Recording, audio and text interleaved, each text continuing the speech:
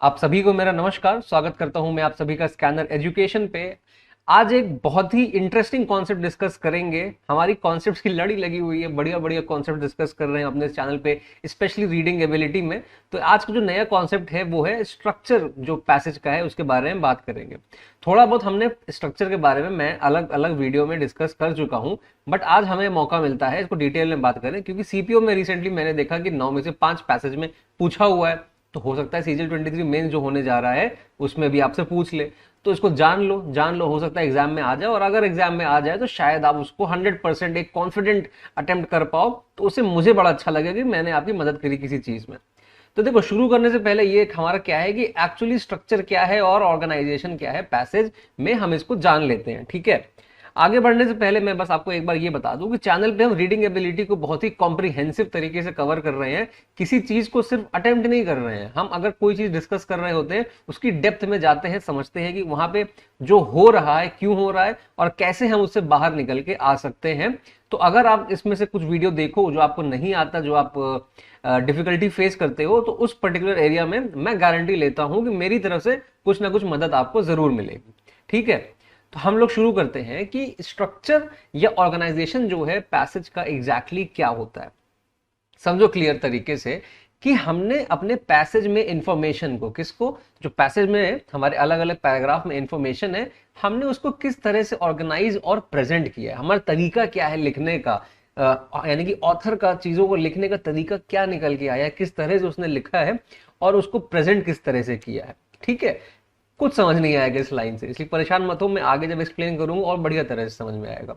Basically यहाँ पे क्या कहता है कि जो सेंटेंसेस हैं और जो आइडियाज हैं उसको जो अरेंज किया है, वो आपने क्या थॉट प्रोसेस को लेके अरेंज किया है कि एक कोहेरेंट तरीके से दिखाई दे, बंधे हुए कॉग्निटिव तरीके से दिखाई दे, और उसमें लॉजिकल फ्लो आप मेंटेन कर पाओ जो भी आप बात कहना चाह रहे हो उसको। ठीक है, और अगर एकदम कोर पे इसकी बात करें तो बेसिकली क्या है कि कौन सी टेक्निक इस्तेमाल करी ऑथर ने अपनी बात को कहने की। तो ये जो टर्म है ना, कौन सी टेक्निक इस्तेमाल करी ऑथर ने अपने आप मैसेज को कन्वे करने की, यही आपका टेक्निकली स्ट्रक्चर या फिर ऑर्गेनाइजेशन आके निकल के आ जाता है, जो आपसे एग्जाम में पूछा जाता है। अब देखो, इसके कई टाइप्स होते हैं। ये टाइप्स है उसका, ये कैटेगरी 1 है उसका मेरे हिसाब से।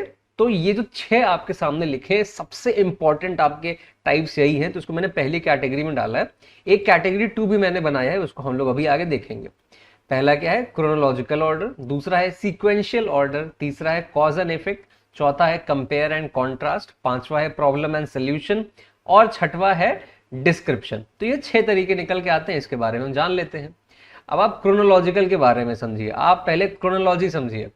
क्रोनोलॉजिकल का मतलब होता है कि जो डेट पहले आती है उसको पहले मेंशन करते हो, जो डेट बाद में आती है उसको बाद में मेंशन करते हो। मान लो 5 लोग हैं जिसकी उम्र है 25, 26, 27, 28 और 29 साल।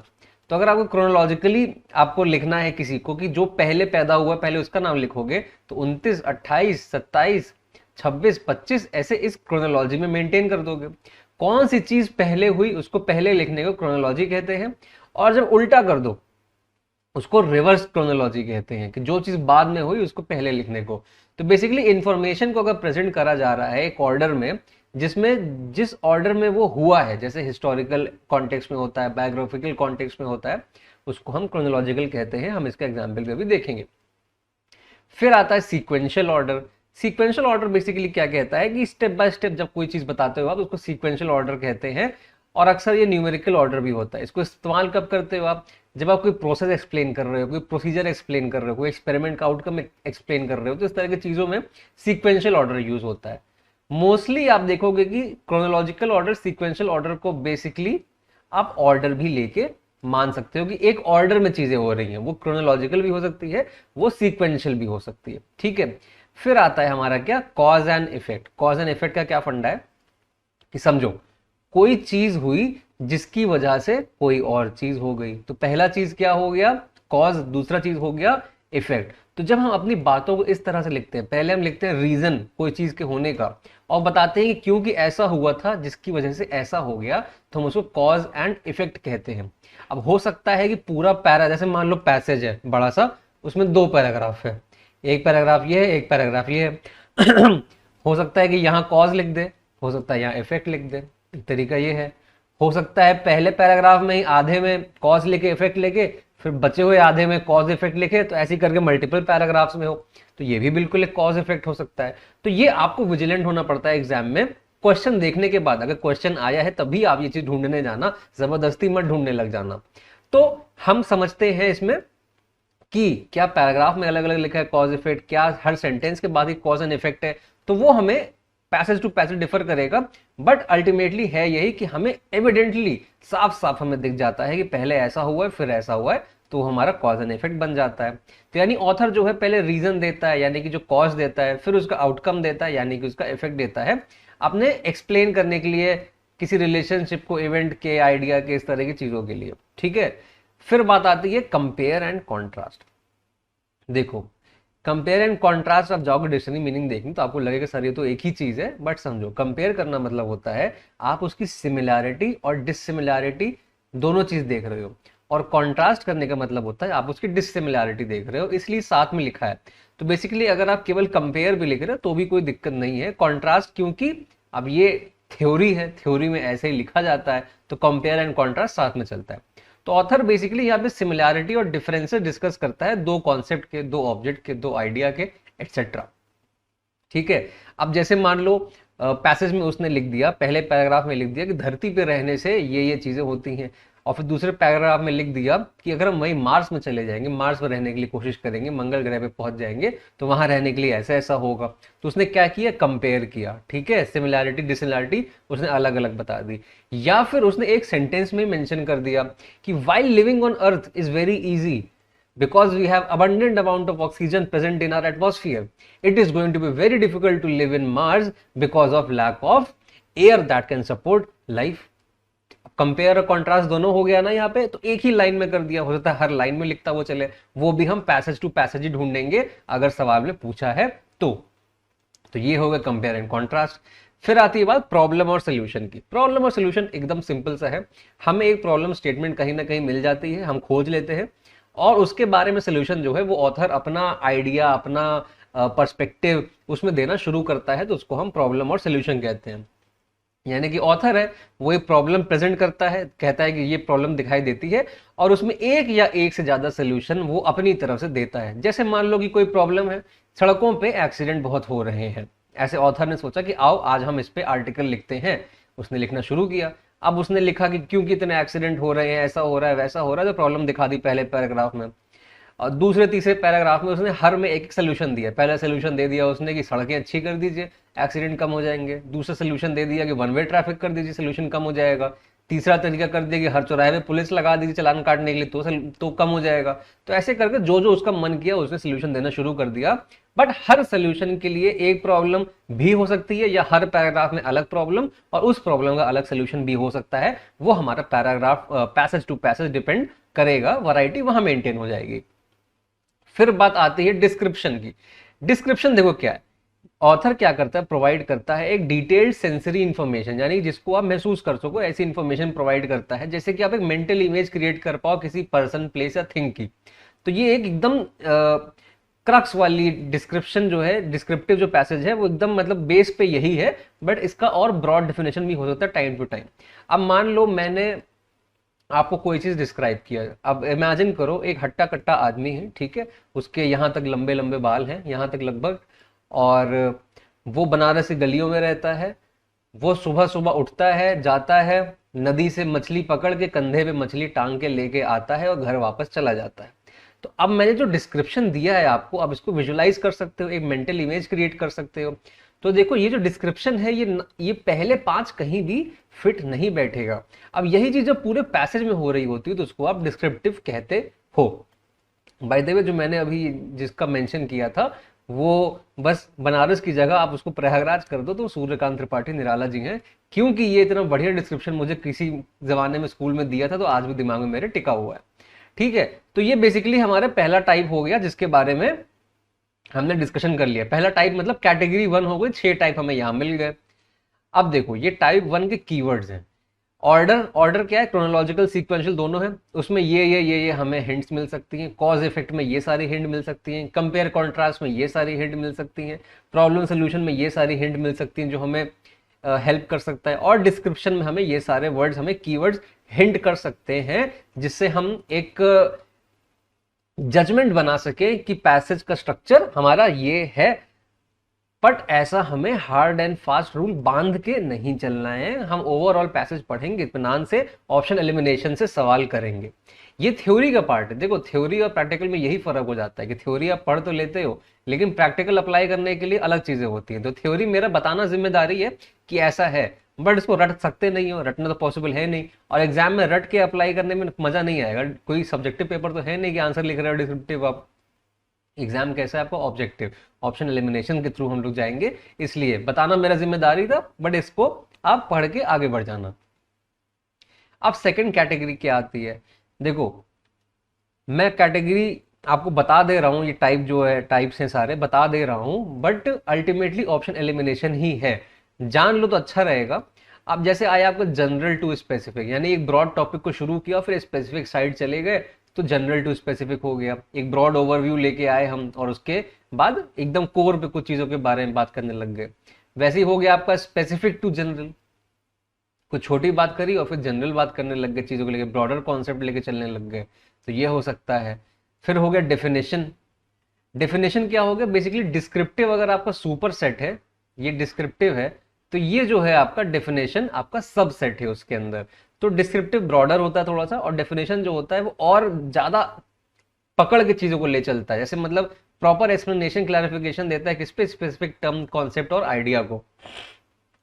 फिर आ गया इवैल्यूएशन, ये असेस करता है आपका स्ट्रेंथ या वीकनेस। जैसे आप इवैल्यूएशन, आप मॉक देते हो, अपना इवैल्यूएशन करते हो ना, तो स्ट्रेंथ एंड वीकनेस, ये कुछ ना कुछ प्रॉब्लम सोल्यूशन टाइप वाली चीज हो गई, नहीं कंपेयर एंड कॉन्ट्रास्ट वाली चीज हो गई। फिर आता है परसुएशन, की आर्गुमेंट सपोर्टिंग एविडेंस देता है कि हम कन्विंस कर पाए रीडर को क्या बात कर रहे हैं, तो वो हो गया परसुएशन। नरेटिव हो गया, जब कोई कहानी बताई जाती है, तो ये भी देखो थोड़ा सा डिस्क्रिप्शन के अंडर ही आ जाता है, बस थोड़ा सा डिफरेंट डायरेक्शन में लेके चला जाता है, इसीलिए इन सारी चीजों को मैंने टाइप 2 में रखा है। बताना जरूरी है, बट वो 6 ज्यादा जरूरी है जानना आपका। फिर क्या आता है? फ्लैशबैक या फ्लैश फॉरवर्ड। इसमें क्या है, ये भी देखो डिस्क्रिप्शन वाले कैटेगरी में ही आ गया। यहाँ अगर आप पुरानी बात कर रहे हो तो वो फ्लैशबैक हो गया, आने वाले कल की बात कर रहे हो तो फ्लैश फॉरवर्ड हो गया। वैसे ही क्वेश्चन एंड आंसर हो गया, और वैसे हिस्टोरिकल ओवरव्यू। अब हिस्टोरिकल ओवरव्यू क्या हो गया? बेसिकली आपका क्रोनोलॉजिकल ऑर्डर कैटेगरी में आ जाएगा। And many more depending on the examiner, ठीक है, यानी कि इससे ज्यादा भी हो सकते हैं, डिपेंड करता है एग्जामिनर, उसके जो मन में आ जाए वो स्ट्रक्चर सही है। क्यों? क्योंकि आपको निकालनी है नौकरी, नौकरी में जो एग्जामिनर दे देगा वो आपको मान के चलना पड़ेगा, ठीक है। तो ये हमारा थ्योरी पार्ट हो गया। थ्योरी पार्ट अगर समझ में आई है गुड, नहीं समझ में आई है तो वीडियो दोबारा देख लेना, या फिर इसको अभी रिवाइंड कर लेना। बट मैं सजेस्ट करूंगा कि पहले हम लोग जो 5 पैसेज डिस्कस करने वाले सीपीओ में आए थे उसके पढ़ लो, अगर उसके बाद भी समझ नहीं आएगा तभी वीडियो दोबारा देखना, टाइम वेस्ट करने की कोई जरूरत नहीं है, मेंस की पढ़ाई करनी है आप लोगों को। चलो, पहला पैसेज क्या है? पैसेज डिस्कस करने के पहले एक बात बता देता हूं कि मैं हिंदी में बहुत ज्यादा इसको एक्सप्लेन नहीं करूंगा, क्योंकि हमारा गोल क्या है कि हम इसको सीधा क्वेश्चंस को टैकल करें और उसके एक्सप्लेनेशंस पे जाएं। अगर मैं पैसेज को डिटेल में एक्सप्लेन करने लग जाऊंगा तो वीडियो बहुत लंबा हो जाएगा, तो उसका लॉजिक नहीं बैठता है। तो हम लोग पढ़ते हैं, जहां जरूरत होगी पढ़ा दूंगा, बता दूंगा। We started our research into organizational and personal excellence by studying a slightly different topic। ठीक है, हमने अपना रिसर्च स्टार्ट किया किस पे? ऑर्गेनाइजेशनल और पर्सनल एक्सीलेंस पे, कि कैसे अचीव करते हैं लोग, और एक अलग टॉपिक शुरू किया हमने डिस्कस करने के लिए इसको। We figured that if we could learn why certain people were more effective than others, then we could learn exactly what they did, clone it and pass it on to others। अगर हम ये सीख जाएंगे कुछ लोग जो हैं वो ज्यादा इफेक्टिव कैसे होते हैं बाकी लोगों से, तो हम वो चीज उनसे सीख के उसको क्लोन या डुप्लीकेट करके हम दूसरों को भी सिखा सकते हैं। We asked people to identify who they thought were the most effective colleagues। हमने लोगों से पूछा कि आप बताओ कि आपका सबसे इफेक्टिव कॉलीग, यानी कि ऑफिस में साथ में काम करने वाला इंसान कौन है। In fact, over the past 25 years, we have asked over 20,000 people to identify the individuals in their organizations who could really get things done। यानी कि पिछले 25 साल में हमने लगभग 20,000 लोगों से बोला है कि अपने ऑफिस में हमको ये पता करके बताओ कि कौन है जो एक्चुअली ऐसा है जो चीजों को कर ले जाता है, get things done। We wanted to find those who were not just influential but who were far more influential than the rest। हमारा क्या गोल था कि हम ऐसे लोगों को ढूंढने जो सिर्फ इन्फ्लुएंशियल नहीं थे बट इन्फ्लुएंशियल से कहीं ज्यादा थे, ठीक है। तो ये हमारा पैसेज हो गया। अब हमारे पास आते हैं सवाल और उसका ऑप्शन। तो कह रहा है कि सूटेबल स्ट्रक्चर क्या है पैसेज का, स्ट्रक्चर जान लिया हमने। अब देखो 4 ऑप्शन है, pragmatic, cause and effect, compare and contrast, chronological. तो हम इमीडिएटली देख के किसको हम एलिमिनेट कर सकते हैं, हम क्रोनोलॉजिकल को एलिमिनेट कर दें। क्यों? क्योंकि हमें क्रोनोलॉजी नहीं समझाई गई है कि अब ये ऐसा हुआ था, उससे कुछ टाइम बाद ऐसा हुआ, उससे कुछ टाइम बाद ऐसा हुआ। तो क्रोनोलॉजी टाइम स्टैम्प्स कहीं भी नहीं है, तो हम इसको डिस्कस नहीं करेंगे। फिर हम कंपेयर एंड कॉन्ट्रास्ट की बात कर रहे हैं यहाँ पे कि हम किसी को कंपेयर एंड कॉन्ट्रास्ट कर रहे हैं, मैं इसको रोक के रखूंगा, आप थोड़ा रुक जाओ, फिर इसको बात करता हूँ। कॉज एंड इफेक्ट, क्या कहीं पे ऐसी बात हुई है कि इसकी वजह से ये आउटकम आया है, ये वजह है, ये आउटकम है, ये रीजन है, ये आउटकम है, ये कॉज है, ये इफेक्ट है?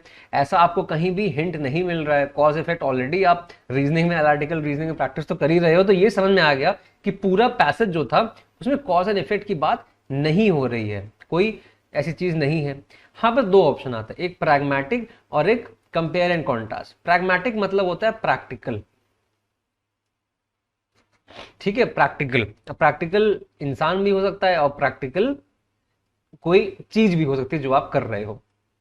अब देखो कंपेयर एंड कॉन्ट्रास्ट और प्रैग्मेटिक में क्या कंफ्यूजन आएगा मैं बताता हूं। जब आप कंपेयर एंड कॉन्ट्रास्ट पढ़ रहे हो तो आप क्या करना है, आपको पैसेज को भगवान मान के चलना है। जब भी आप पैसेज पढ़ते हो, आरसी करते हो, आपको पैसेज को भगवान मान के चलना है। इसका ये मतलब है कि कंपेयर एंड कॉन्ट्रास्ट को आप ये नहीं सोचोगे कि क्योंकि वहां पे ऑथर जो है वो बता रहा है कि हमने बहुत सारे लोगों को कंपेयर किया है तो आप इसका स्ट्रक्चर कंपेयर एंड कॉन्ट्रास्ट बता दोगे। नहीं, ऐसा नहीं है, वो तो पैसेज के बाहर की बात है। बट पैसेज के अंदर क्या हो रहा है, वो केवल कम्युनिकेट कर रहा है कि देखो भाई ऐसा ऐसा ऐसा ऐसा हुआ है। तो मोटा मोटा जो इसका नेचर है वो डिस्क्रिप्टिव टोन है उसकी, उसने डिस्क्राइब कर दिया कि हमने ऐसा ऐसा किया। तो क्योंकि हम कंपेयर एंड कॉन्ट्रास्ट कर नहीं सकते, हमारे पास एक ऑप्शन बचता है प्रैग्मेटिक, तो हम प्रैक्टिकल यानी कि प्रैग्मेटिक को टिक करके आगे बढ़ जाएंगे। ठीक है, तो ये वाला पैसेज क्योंकि छोटा था तो काफी आसान सा क्वेश्चन निकल के आता है। अगर किसी को डाउट हुआ भी होगा तो मेरे हिसाब से कंपेयर एंड कॉन्ट्रास्ट वाले में हुआ होगा, क्योंकि उसको लग रहा हो सकता है, लग रहा हो कि सर यहाँ पे तो अलग अलग लोगों को बैठा के कंपेयर किया गया, यही स्ट्रक्चर होगा। बट ऐसा नहीं है, हमारा ऑप्शन प्रैग्मेटिक हो जाता है। नेक्स्ट पैसेज पढ़ते हैं। Climate policy must now put health at the center and promote climate change mitigation policies that bring health benefits simultaneously। यानी क्लाइमेट के रिगार्डिंग जो पॉलिसी सरकार बनाती है, पॉलिसी जब भी बात हो ना तो मोस्टली सरकार की होती है, प्राइवेट कंपनी की भी होती है, बट मैक्सिमम सरकार की होती है। तो पॉलिसी जितनी बनाई जाए उसमें हेल्थ को सेंटर में रख के बनाई जाए, तो उससे क्या होगा, वो प्रमोट करेगा क्लाइमेट चेंज और मिटिगेशन पॉलिसी। तो ये प्रमोट करेगा क्लाइमेट चेंज मिटिगेशन पॉलिसी जो है, मतलब क्लाइमेट चेंज जो हो रहा है उसको कम किया जाए, वैसी पॉलिसीज को प्रमोट करेगा, जिसकी वजह से हेल्थ बेनिफिट भी हो जाएंगे साथ ही साथ। यानी क्लाइमेट पॉलिसी ऐसी बनाया जाए जिसमें हेल्थ को सेंटर पर रख के रखा जाए। Health focused climate policy would bring about a planet that has cleaner air, more abundant and safer fresh water and food, more effective and fairer health and social protection system, and as a result healthier people। ठीक है, क्या कह रहा है कि अगर हम health focus policy बनाएंगे तो बहुत सारे फायदे हैं उसके। क्या होगा, प्लैनेट अच्छा हो जाएगा, हवा साफ हो जाएगी, और फ्रेश वाटर यानी कि ताज़ा ताज़ा पानी बड़ा अच्छा ढेर सारा होगा और साफ सुथरा होगा। उसके बाद खाना भी अच्छा होगा और हेल्थ लोगों की अच्छी हो जाएगी, सोशल प्रोटेक्शन सिस्टम अच्छा हो जाएगा, जिसकी वजह से ओवरऑल लोग हेल्दी हो जाएंगे। Investment in clean energy will yield health gains that repay those investments twice over. अगर हम क्लीन एनर्जी में इन्वेस्ट करते हैं तो उससे जो हेल्थ गेन्स होंगे वो टेक्निकली दुगना हमें रिटर्न देगा। These are proven interventions. There are proven interventions able to reduce emissions of short-lived climate pollutants. For instance, applying higher standards for vehicle emissions, which have been calculated to save approximately 2.4 million lives per year through improved air quality and reduce global warming by about 0.5 degree Celsius by 2050। कह रहे हैं कि कुछ ऐसे intervention यानी किसी तरीके से हम इंटरफियर कर सकते हैं किसमें, क्लाइमेट चेंज में। तो कुछ प्रूवन इंटरवेंशन हैं जो एमिशंस को रिड्यूस कर देते हैं। ठीक है, अब जैसे क्या है, जैसे कि आपने हायर स्टैंडर्ड्स लगा दिए व्हीकल एमिशन पे, BS1 BS2 करते करते BS6 आ गया। उससे क्या हो रहा है, लगभग 24 लाख जिंदगियां बच रही हैं साल, और जो 2050 तक एवरेज टेम्परेचर है दुनिया का वो 0.5 डिग्री कम बढ़ेगा। ठीक है, the cost of renewable sources of energy has decrease significantly in the last few years and solar energy is not cheaper than coal और gas in the major economies. कह रहा है जो रिन्यूएबल सोर्स ऑफ एनर्जी है, जैसे सूरज हो गया, हवा हो गई, है ना, सब रिन्यूएबल सोर्स ऑफ एनर्जी है। इसकी जो कॉस्ट आ रही है हमारी वो पहले से बहुत कम हो गई है, और सोलर एनर्जी जो है अब बहुत सस्ती पड़ रही है कोल या गैस के कंपैरिजन में मेजर इकोनॉमीज में। तो यहाँ ये बात हो रही है। यहाँ कह रहा है कि क्लाइमेट पॉलिसी जो है, अगर आप इसको हेल्थ, अगर इसको इसको सेंटर में लेके चलो तो उससे क्या क्या फायदे होंगे, यहाँ ये बात हो रही है। ठीक है, अब देखो क्या कह रहा है, यहाँ पे स्ट्रक्चर पूछ रहा है, problem solution, chronology, critic, critic माने क्रिटिकल, या फिर डेफिनेशन। अब एकदम क्लियर, सिंपल सिंपल तरह से सोचना। क्रोनोलॉजी है क्या यहाँ पे कि पहले ऐसा हुआ फिर ऐसा हुआ फिर ऐसा हुआ, पीछे जाओ देखो क्या कोई ऐसी चीज बताई गई है जहां पे क्रोनोलॉजी की बात हो रही हो कि पहले ऐसा हुआ फिर ऐसा हुआ? नहीं, ऐसा नहीं हुआ। यहाँ इन जनरल चीजें बताई गई, एग्जाम्पल दिए गए हैं चीजों के, तो क्रोनोलॉजी तो यहाँ पे हमारा नहीं बैठ रहा है।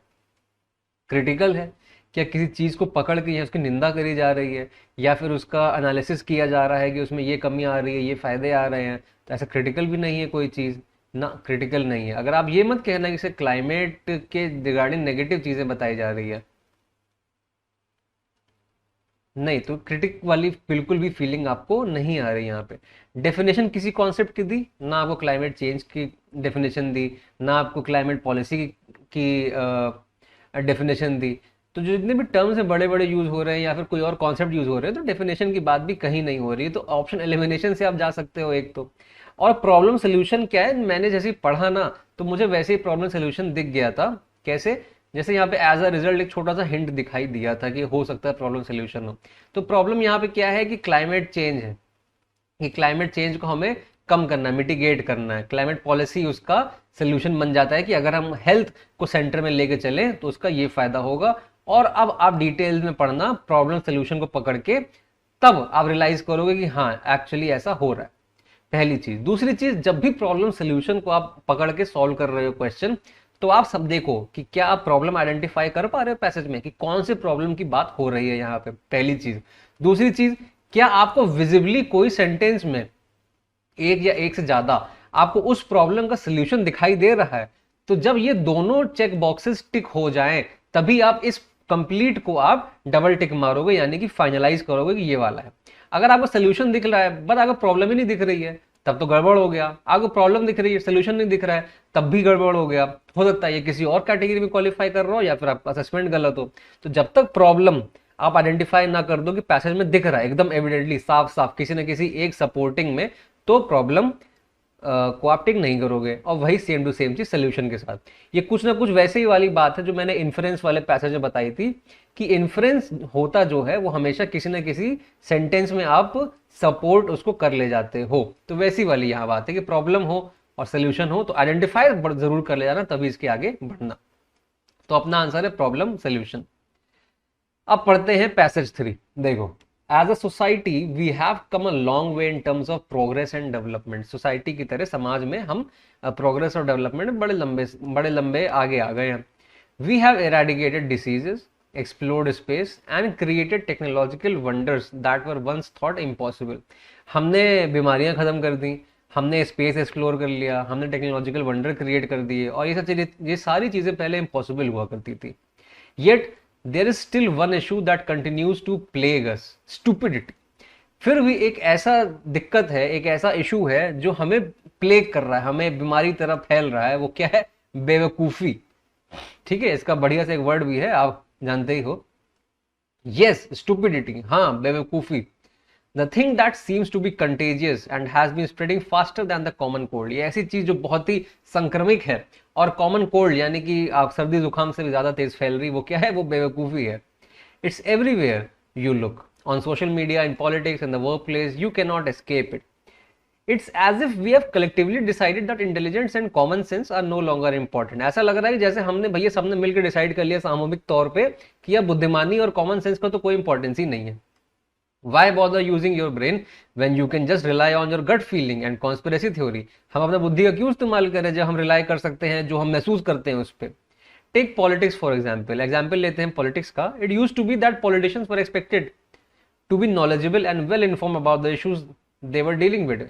पहले ऐसा होता था कि पॉलिटिशियन जो है उसको नॉलेजेबल होना जरूरी था, और उसको इन्फॉर्मेशन होनी जरूरी थी किस चीज की? उन इश्यूज की जिससे वो डील करता है। Now it seems that all you need is a catchy slogan and some empty promises to win an election. अब ऐसा लगता है कि अब आपको केवल बढ़िया से एक स्लोगन कैची सा याद कर लो, मतलब सुनाने को मिल जाए, और झूठे वादे, एम्प्टी प्रोमिसेस, तो इलेक्शन आप जीत जाओगे। And don't even get me started on social media, it's a breeding ground for stupidity. अब तो तुम मुझसे सोशल मीडिया के बारे में बात भी ना करो, वो तो वहां पे तो स्टूपिडिटी जन्म ही हो रही है। People will believe anything they read as long as it confirms their perceive preconceived biases. लोग कुछ भी बिलीव कर लेंगे, डिपेंड करता है कि वो पहले से अपनी मान्यता क्या रखते हैं। And don't even think about trying to present them with actual facts and evidence, that's just a waste of time. And ये सोचिए भी मत कि आप उनको फैक्ट बताइए, उनको एविडेंस बताइए, क्यों? क्योंकि वो वेस्ट ऑफ टाइम हो जाता है। But it's not just individuals who are to blame for this epidemic of stupidity. But वो सिर्फ इंसान ही नहीं, नॉर्मल इंडिविजुअल नहीं है जिनको आप ब्लेम कर रहे हैं स्टूपिडिटी की एपिडेमिक के लिए। Our education system is failing as well, हमारा जो एजुकेशन सिस्टम है वो भी हमें खराब कर रहा है। We are teaching our kids how to pass test instead of how to think critically and solve problems. हम बच्चों को ये सिखा रहे हैं कि आपको टेस्ट में पास कैसे होना है, ना कि कैसे आपको क्रिटिकली सोचना है और प्रॉब्लम को सॉल्व कैसे करना है। It's no wonder we have a generation of adults who can't even find their way around a basic math problem. इसमें कोई अचंभा नहीं है कि हमारा जो पूरा जनरेशन है अडल्ट्स का, उनको बेसिक मैथ प्रॉब्लम करनी भी नहीं आती है। Of course there are some who would argue that stupidity is just a different way of thinking. कुछ लोग ऐसा कहेंगे, अपना तर्क रखेंगे कि जो बेवकूफ़ी है वो एक नया तरीका है सोचने का। That it's a valid perspective that deserves to be respected, कि भैया आपका बेवकूफ़ी वाला सोच भी इज्जत मांग रहा है। To those people I say this, if you want to be stupid go ahead. जो लोग ऐसा सोचते हैं मैं उनको ये बोलूंगा कि अगर आपको बेवकूफ़ रहना है तो आगे बढ़िए, मुझे कोई दिक्कत नहीं है। Just don't expect the rest of us to respect your opinions when they are based on nothing but ignorance and misinformation. बस आप ये एक्सपेक्ट मत करना दूसरों से कि आपकी जो ओपिनियन है, आपकी जो सोच है, उसकी कोई रिस्पेक्ट करे। क्यों? क्योंकि वो जो है वो इग्नोरेंस पे और मिस इन्फॉर्मेशन पे बेस्ड है। It is time for us to take a stand against stupidity. अब समय आ गया है कि हम एक कदम उठाएं और मजबूती से कहें कि हमें अब बेवकूफ़ी के आगे बढ़ना है। We need to start valuing intelligence and critical thinking again. हमें इंटेलिजेंस को और क्रिटिकल थिंकिंग को वैल्यू करना फिर से शुरू करना चाहिए। We need to hold our leaders accountable for their actions and demand that they be knowledgeable and well informed. हमें अपने लीडर्स को अकाउंटेबल रखना चाहिए, जैसे कि उनके एक्शंस जो हैं और डिमांड जो है वो सारा एकदम सटीक तरह से हो जाए, और देखें कि वो नॉलेजेबल हो और वेल इन्फॉर्म्ड हो। We need to teach our children how to think, not just how to memorize. हमें अपने बच्चों को ये सिखाना है कि वो सीखें सोचना कैसे है, ना कि सिर्फ रटना सीखें। It won't be easy but it's a fight worth fighting. बिल्कुल भी आसान नहीं होगा, बट एक ऐसी लड़ाई है जो कि वर्थ फाइटिंग होगी। Because if you don't we'll be stuck in a world where stupidity reigns supreme and there is no telling what kind of damage that could do. क्योंकि अगर हम ऐसा नहीं करेंगे तो मैं कैसी दुनिया में फंस जाएंगे जहां पे बेवकूफ़ी का राज हो जाएगा। So let's all do our part and start using our brains again. It's time to put an end to the epidemic of stupidity once and for all. तब समय आ गया है कि हम अपना अपना जिम्मेदारी निभाएं और बेवकूफ़ी को ख़त्म कर दें एक बार में। तो बढ़िया सा पैसेज था, बड़ा इंटरेस्टिंग लगा, पढ़ने में बहुत मज़ा आया। तो हम क्या देख रहे हैं, which of the following techniques has been used by the author of the passage to convey the message. ये डायरेक्टली स्ट्रक्चर का क्वेश्चन नहीं है कि स्ट्रक्चर क्या है, बट पूछा जरूर है ना कि कैसे थॉट को ऑर्गेनाइज किया गया है, ऑर्गेनाइज कैसे किया गया। तो मैंने कहा ना कि ये थोड़ा सा एग्जामिनर पर डिपेंड करता है कि वो क्या क्या चीज़ें ऐड कर सकता है।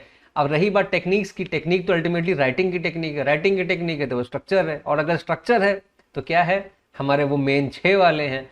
तो अगर आप मोटा मोटा देखो तो उस 6 में जो क्वालिफाई करेगा वो सेकेंडरी हो गए। अब जो हमारे पास आ यहाँ पे 4 ऑप्शन है, ये हमारे लिए प्राइमरी हो गया। पहले क्या कह रहा है, फैक्चुअल एंड क्रोनोलॉजिकल।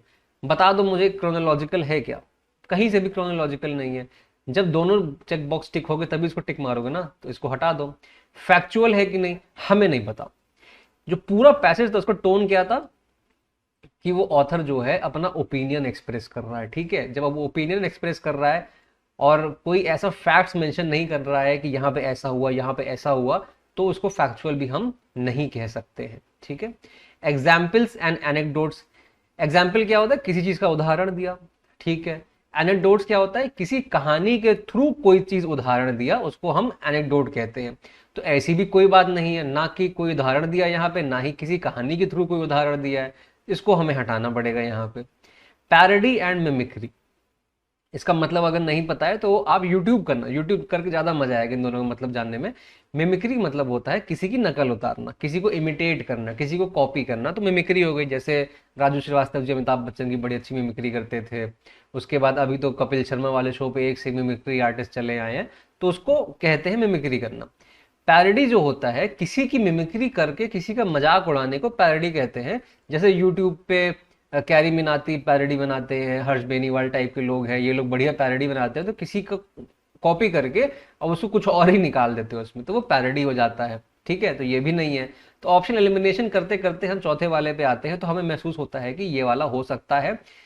तो हाँ, ये आता है ह्यूमर एंड एग्जैजरेशन। ह्यूमर क्या है, क्या यहाँ पे मजाक करा जा रहा है? हाँ बिल्कुल मजाक किया जा रहा है। यहाँ कह रहे हैं कि सबसे बड़ी बीमारी जो चल रही है अभी, वो है बेवकूफ़ी। तो ये कोई सीरियस बात तो होगी नहीं, कोई मजाक मजाक में कोई कहने की बात कर रहा है। बात सीरियस है लेकिन तरीका मजाक किया। जैसे मान लो आप सामने खड़े हो, किसी से कह रहे हो कि यार एक बड़ी बीमारी चल रही दुनिया में, तो कहेगा यार कौन सी? बेवकूफ़ी। तो उसको हंसी आ जाएगी ना कि अरे भाई क्या बात कर रहे हो। तो ह्यूमर का इस्तेमाल किया गया है। ठीक है। एग्जैजरेशन, किसी चीज को बढ़ा चढ़ा के बोल देने को एग्जैजरेशन कहते हैं, जिसका ऑथर ने भरपूर इस्तेमाल किया है यहाँ पे। ऑथर क्या कर रहा है, हर चीज को बढ़ा चढ़ा के कह रहा है जैसे इलेक्शन वाली बात थी कि बस इलेक्शन जीतने के लिए तो भैया क्या, अब एक बढ़िया स्लोगन निकाल लो और झूठे वादे कर दो, इलेक्शन जीत जाओगे। ऐसा भी नहीं है ना, और भी चीजें हैं बहुत सारी जो करनी होती है। तो एग्जैजरेट किया है, बढ़ा चढ़ा के बताया है। तो ये वाला हमारा फुलफिल हो जाता है, ये करेक्ट ऑप्शन निकल के आता है और इसको मार्क करके एग्जाम में आप नंबर पा जाओगे। ठीक है, नेक्स्ट चौथा पैसेज। चौथे के बाद पांचवा भी है, पांचवा छोटा है, वेट कर लेना। वेट तो कर लेना, साथ साथ वीडियो को लाइक भी जरूर कर देना। आपके लिए लाइक कुछ नहीं है, लेकिन यूट्यूब के लिए बहुत बड़ी चीज है लाइक। आप लाइक करोगे तो यूट्यूब को समझ में आता है कि हाँ भाई कुछ अच्छा किया है मैंने, इसके वीडियो को कहीं और तो थोड़ा पहुंचा देते हैं। ठीक है, तो लाइक जरूर से कर देना, बहुत वैल्यू होती है। As the world's population approaches 8 billion and resource use intensifies, population is ever more extensive, pervasive and persistent. जो पॉपुलेशन है वर्ल्ड की वो 8 बिलियन पहुंच रही है, और जो रिसोर्स है, रिसोर्स क्या होते हैं, जैसे नेचुरल रिसोर्स हो गए, आर्टिफिशियल रिसोर्स हो गए, वो क्या हो गया, उसका जो इस्तेमाल है इंटेंसिफाई हो रहा है और ज़्यादा हो रहा है। तो पोल्यूशन बढ़ता जा रहा है और एकदम निरंतर बढ़ता जा रहा है और टिका हुआ है। It affects our health through the food we eat, the water we drink and the air we breathe. तो जो ये पोल्यूशन है वो हमारी हेल्थ को इफेक्ट करता है, हमारे खाने से, हमारे पानी से और हमारी हवा से। By 2025, the world cities will produce 2.2 billion tons of waste every year, more than 3 times the amount produced in 2009. 2025 तक दुनिया के जो शहर हैं वो 2.2 बिलियन टन वेस्ट का प्रोड्यूस करेंगे हर साल, जो कि 2009 का 3 गुना है। That said, pollution is not a new phenomena and is largely controllable and often avoidable, as shown in some countries and cities that have succeeded in decoupling economic growth from pollution and waste accumulation. इसके बावजूद pollution जो है ऐसा कोई नया phenomena नहीं है कि भाई बड़ी नई चीज आ गई है, और ये जो है इसको कंट्रोल और अवॉइड किया जा सकता है, जैसे कि कुछ बड़े बड़े देशों ने हमें बताया है। With the end goal to eradicate all forms of pollution by 2030, the UN Environment Programme was tasked by the UN Environment Assembly to coordinate the implementation of a global plan, reiterating that pollution is not only an environment priority, it's a priority for the achievement of the Sustainable Development Goal SDG. अब क्या किया गया, हमने देखा कि भैया pollution बहुत बढ़ता जा रहा है, तो क्या किया गया कि हम इरेडिकेट कर दें हर तरह के पोल्यूशन, यानी जड़ से खत्म कर दें। कब तक? 2030 तक। तो यूएन ने क्या किया, उसने यूएन एनवायरनमेंट असेंबली बनाई, जैसे कि हम उसके लिए स्टेप्स ले पाए। ठीक है, और क्या अचीव करें, सस्टेनेबल डेवलपमेंट गोल अचीव कर पाए। तो ये एक बात दूसरी सामने आ गई। तो देखने में क्या लग रहा है कि ए में कुछ बात करी है, बी में कुछ बात करी है, पैराग्राफ में। ठीक है, अब हम देखते हैं क्वेश्चन क्या है हमारा। क्या है? Structure, cause and effect, definition, critic, chronology. Chronology देखते ही दिमाग में पहली चीज तो आती होगी ना कि हाँ भाई यहाँ क्रोनोलॉजी कोई बात नहीं हो रही है, टाइम स्टैम्प तो कोई है ही नहीं यहाँ पे, तो क्रोनोलॉजी हटा दोगे। क्रिटिक, क्या क्रिटिकल है नेचर में? हाँ क्रिटिकल है तो, बट क्या केवल क्रिटिक करी जा रही है पूरे पैराग्राफ में? एक पैराग्राफ में क्रिटिक किया है, हाँ बिल्कुल किया है, दूसरे में क्या किया, दूसरे में तो अच्छी बात बता दी है। तो क्या ये पूरे पूरे पैसेज का स्ट्रक्चर हो जाएगा? नहीं। अगर केवल एक पैराग्राफ का स्ट्रक्चर पूछता तब शायद हम बोल पाते कि हाँ भाई पहले पैराग्राफ का स्ट्रक्चर क्या है, तब मैं बोलता कि हाँ क्रिटिक है, यहाँ थोड़ी निंदा करी जा रही है। लेकिन ऐसा पूरे पैसेज में नहीं है, तो मैं इसको होल्ड पे भले ही रख दूंगा, लेकिन अभी पूरा मार्क नहीं करूंगा। फिर डिफिनेशन, यहाँ पे किसी चीज को डिफाइन नहीं किया गया, किसी चीज को ऐसे नहीं बताया गया क्या है। जैसे मान लो कोई टॉपिक आ जाता, लेटेस्ट करंट अफेयर तो नहीं, मतलब जैसे मेरे मन में आ रहा है लार्ज हैड्रन कोलाइडर, जब मैं जीएस पढ़ रहा था अपने टाइम पे, तो ये लार्ज हैड्रन कोलाइडर बड़ा फेमस था। तो मान लो उस समय अगर इसके बारे में कोई आर्टिकल है और एक दो पैराग्राफ लिख दिया कि क्या है, कैसे करता है, क्या काम करता है, कैसे फोटोन इलेक्ट्रॉन निकल के आते हैं, काफ़ी सारी चीज़ें होती हैं, उसके बारे में पूरा पैसेज होता, तब डेफिनेशन होता। बट ऐसा कुछ रिलेशन नहीं है, तो इसको हटा दो, तो ये भी नहीं आएगा। कॉज एंड इफेक्ट, क्या आप कॉज पे टिक कर सकते हो? क्या आप इफेक्ट पे टिक कर सकते हो? अब वापस जाओ पीछे, जो पहला पैराग्राफ था वो क्या बता रहा था? पीछे जाते खुद ही चले जाते हैं। पहला पैराग्राफ क्या बता रहा है? कह रहा है कि पॉपुलेशन बढ़ती जा रही है जिसकी वजह से पोल्यूशन बढ़ता जा रहा है, और पूरा पूरा पूरा पूरा बता दिया कि किस तरह से पोल्यूशन परेशान कर रहा है, जिसकी वजह से यूएन ने क्या किया उसके बारे में, उसका ये आ गया कॉज और ये आ गया इफेक्ट। यानी कि ये है रीजन और ये है इसका आउटकम। मतलब रीजन क्या है कि दिस कॉज्ड दिस, पहले पोल्यूशन हुआ, बहुत बढ़ता जा रहा है, और इस पोल्यूशन को हम हटा भी सकते हैं, कंट्रोल कर सकते हैं। तो इसका इफेक्ट क्या हुआ कि यूएन ने एक असेंबली क्रिएट कर दी। तो कॉज पहले पैराग्राफ में, इफेक्ट हमारा आया दूसरे पैराग्राफ में। एकदम बेसिक, कॉज पे भी टिक हो गया, इफेक्ट पे भी टिक हो गया, तो हम इस क्वेश्चन को टिक कर देंगे और हमें क्रिटिक को अब आराम से हटा सकते हैं। मान लो कॉज इफेक्ट की जगह यहाँ प्रैग्मेटिक लिखा होता, प्रैग्मेटिक नहीं कह रहा हूं मैं, कोई ऐसा ऑप्शन देता हूं जो 100% हटा सकते हो, तो आप इसको कर लो सीक्वेंशियल ऑर्डर कर लो, सीक्वेंशियल ऑर्डर। तो सीक्वेंशियल ऑर्डर भी यहाँ पे होता, क्रिटिक होता, कॉज इफेक्ट नहीं होता मान लो, तब मैं क्रिटिक को मार्क करके चला जाता, क्योंकि वो क्लोजेस्ट मुझे ऑप्शन मिलता कि दोनों पैराग्राफ में भले ही नहीं है, एक में तो है ना, तो मैं वहां मार्क करके चला जाता। बट यहाँ कॉज इफेक्ट है, जो ज्यादा स्ट्रॉन्ग ऑप्शन निकल के आ रहा है, तो मैं कॉज इफेक्ट को मार्क करके आगे बढ़ूंगा एग्जाम के पॉइंट ऑफ व्यू से। अब चलो आखिरी पैराग्राफ पढ़ लेते हैं खट से, बिना समय बर्बाद करें। Mountains occupy about a quarter of the Earth's land, harbor most of its biodiversity hotspots, and supply fresh water to an estimated half of humanity। यानी जो पहाड़ होते हैं, माउंटेन होते हैं, वो पृथ्वी का 1/4 हिस्सा ऑक्यूपाई करते हैं, मैक्सिमम बायोडाइवर्सिटी हॉटस्पॉट वहीं पे होते हैं, और जो फ्रेश वाटर सप्लाई है लगभग आधी जनता को पूरी दुनिया में वही प्रोवाइड करते हैं। Present on every continent, mountains include a multitude of ecosystems holding many unique species along, such as snow leopard and mountain gorilla। ये हर कॉन्टिनेंट में प्रेजेंट हैं, और ये जो इकोसिस्टम है बहुत सारी यूनिक स्पीशी रखते हैं माउंटेन की, जैसे स्नो लेपर्ड हो गया, माउंटेन गोरिल्ला हो गया, ये सब पहाड़ में ही रहते हैं। They are also home to great cultural diversity among people adapted to the challenges of mountain life. बहुत कल्चरल डाइवर्सिटी है लोगों में, अलग अलग तरह के लोग पहाड़ों पे रहते हैं, जो कि वहाँ माउंटेन लाइफ के चैलेंजेस को भी अडेप्ट कर चुके हैं और एडजस्ट कर चुके हैं। Their special traditions and breathtaking scenery attract ever growing number of tourist. इस लाइन को ध्यान से पढ़ लेना, ये जो स्पेशल ट्रेडिशन है और ब्रेथ टेकिंग सीनरी है यहाँ की, ये अट्रैक्ट करती है बहुत सारे टूरिस्ट को। ये मैंने इसलिए मार्क किया है क्योंकि ये बात अलग कह रहा है, ये बात थोड़ी सी अलग कह रहा है। Mountain regions are particularly sensitive to degradation from both human pressures and climate change. Mountain region जो है सेंसिटिव है किस चीज के? डिग्रेडेशन का। किस चीज से? ह्यूमन प्रेशर से भी और क्लाइमेट चेंज से भी। Steep slopes mean the clearing of forest for farming, settlements और infrastructure can cause serious soil erosion as well as the loss of habitat. ये जो स्टीप स्लोप होते हैं माउंटेन के, वहां पे आप पहाड़ को वहां पे आप फॉरेस्ट काट देते हो फार्मिंग के लिए, और वहां पे इंफ्रास्ट्रक्चर बनाते हो आप रहने के लिए, तो उससे होता क्या है? सॉइल एरोजन हो जाता है, लॉस ऑफ हैबिटेट हो जाता है। और इस एरोजन और पोल्यूशन क्या करते हैं? ये क्वालिटी ऑफ वाटर खराब कर देते हैं डाउनस्ट्रीम फ्लोइंग वाटर के लिए। Climate change threatens the quantity and timing of water supplies to farms, cities, industry and power station. Climate change की वजह से क्या होता है? क्वांटिटी और टाइमिंग ऑफ वाटर सप्लाई खराब हो जाता है फार्म में, शहर में, इंडस्ट्री में, पावर में।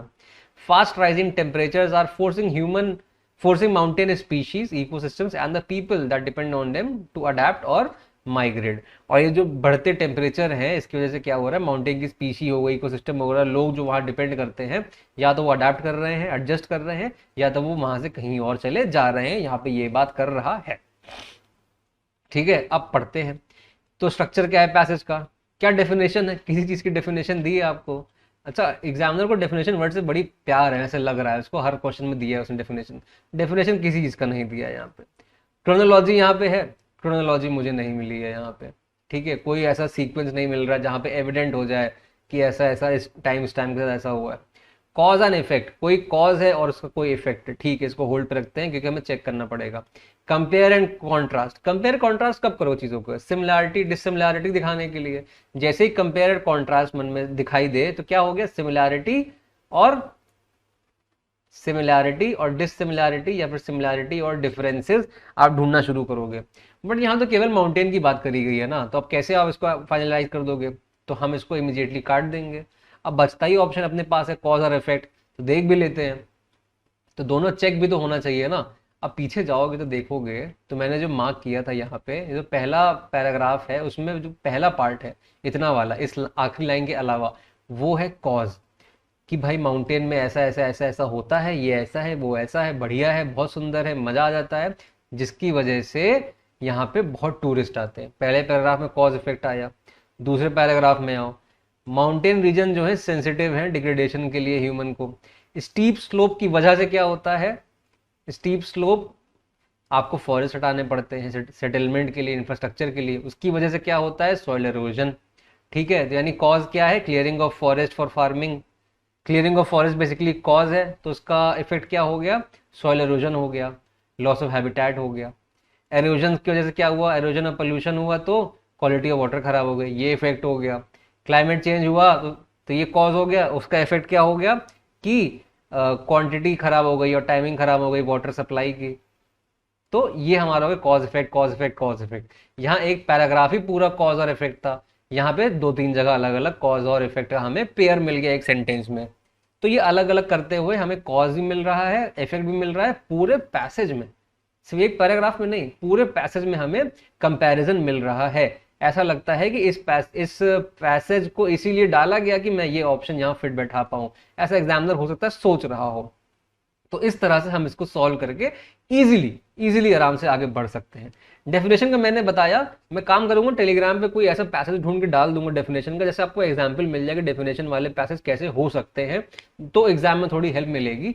क्योंकि डेफिनेशन शायद आपने कभी ऐसे पढ़ा नहीं होगा, लगता है ऐसा, मैं ऐसा फील कर रहा हूँ, शायद नहीं पढ़ा होगा। कुछ ही लोग जो एक्सटेंसिव रीडिंग करते हैं वो ऐसे पैसेज पढ़े होंगे, तो उसको भी इग्नोर कर दो, मैं कभी ना कभी एग्जाम के पहले डाल दूंगा, उसकी टेंशन मत लेना आप। तो बस that's it for this video. PDF में टेलीग्राम चैनल पे डाल दूंगा, डिस्क्रिप्शन पे देख लेना, और लाइक जरूर कर देना, वीडियो को शेयर जरूर करना अपने दोस्तों के साथ। आपके लिए बिल्कुल कुछ नहीं है ये, मेरे लिए ये बहुत ज्यादा है। चैनल को ग्रो करते हैं साथ मिलके, और मिलते हैं अगले नेक्स्ट वीडियो में। जय हिंद।